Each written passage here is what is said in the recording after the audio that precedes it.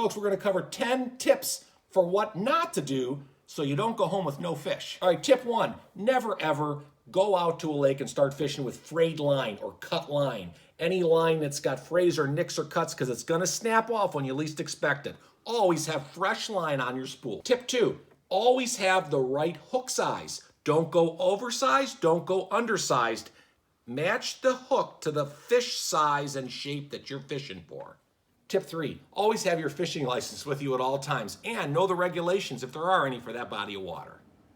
Tip number 4, never ever have any slack in your line when you're reeling in a fish. That allows the fish to wiggle off. Always keep the line taut and tight when you're reeling in a fish. Tip 5, always want to set the hook hard when you're landing a fish.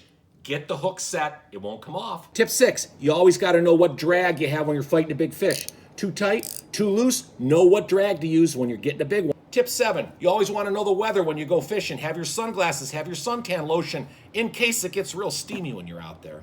Tip 8, always carry hand sanitizer with you because you want to wipe that on and get all the oils and scents off your hands and fingers because we transfer that onto both live bait and plastic baits when we fish.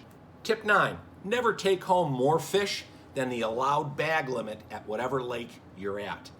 Save the population for other anglers. Folks, final tip 10, always have enough line on your spool and carry extra line with you at all times because if you're fighting a big one and it takes a lot of line, you gotta have enough. Go get 'em, gang.